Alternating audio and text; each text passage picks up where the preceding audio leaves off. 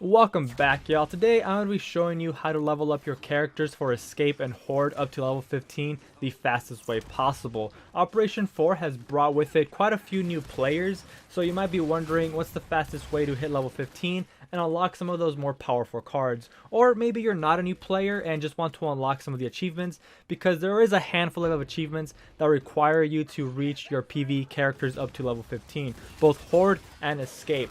So this is a quick guide showing you the fastest way possible. Okay, so the first thing you're going to want to do is look for a custom escape lobby. You're going to want to filter it to look only for the map The Surge. This is one of the shortest maps in Escape and it's the easiest to speedrun. You're going to see quite a few games basically any time of the day, and they'll usually be labeled XP or speedrun or something along those lines. And not only do you want to look for specifically the map Surge and somebody speedrunning the map, but you also want to make sure that the difficulty is on Insane. Now, you want it to be on Insane because Insane will have the modifiers that you need that will help you complete the map the fastest. Now, if for some reason you can't find somebody hosting the Surge map on the Insane difficulty, you can always host your own private lobby. Just click on the map Surge, and these are the modifiers that you're going to want to equip. So you're going to want to have more filler enemies, more health, more drones, more pouncers, and Iron Man. You're going to want to leave more lethal and more scions off because that makes the map a little bit more difficult to complete. You can't put those on, but it is going to be slightly more difficult, and if you host this private match and leave it open for people to join, you are going to get people joining you rather quickly.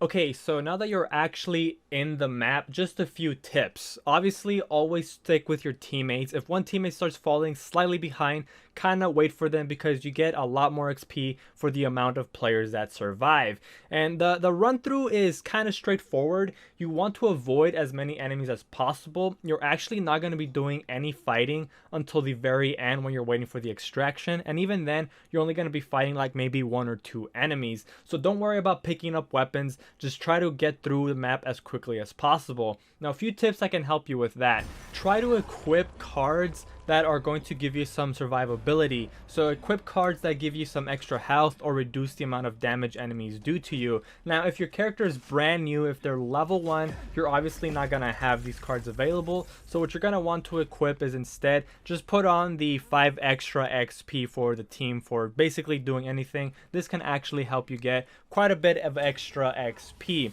And if you're not confident that you can run through the map as a level 1 character, then maybe get your character up to level 5 first just by playing Horde. Getting to level 5 is actually much faster, so you don't really got to do any sort of speed running or XP grinding on that one. And once you reach level 5 and have some better cards, then maybe hop into Escape and you'll have some better luck actually surviving. And also, people shouldn't kick you for being a low level. People are pretty understanding and welcoming to people that are a low level because they know that they're there for you to farm and level up.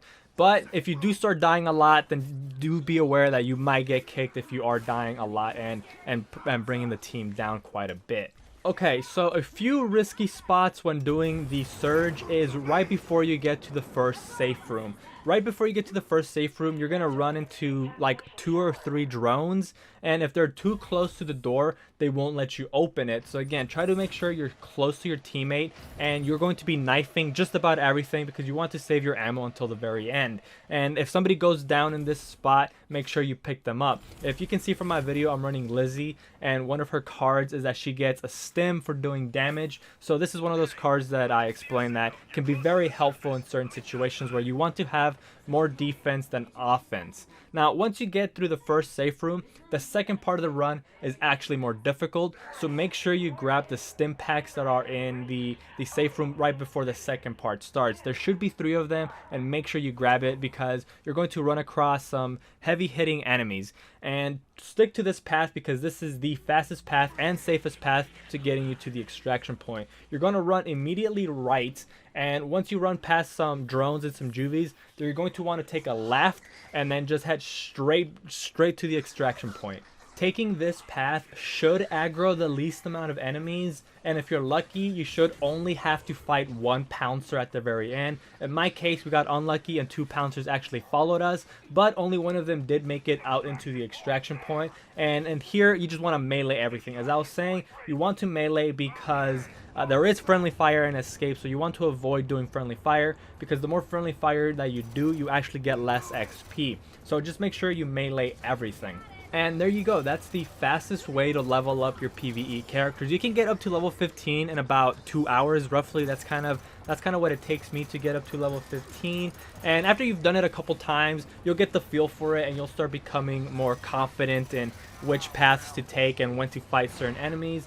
So yeah, hopefully this helped you, and hopefully this helps you get some of those better and, you know, rarer cards that should make you a little bit more powerful in Horde. So if this video was helpful, let me know in the comments below. Leave a like if you enjoyed the video. If you haven't subscribed already, please consider doing so. It really helps me out a lot. And as always, hope you have a good one, and catch y'all next time.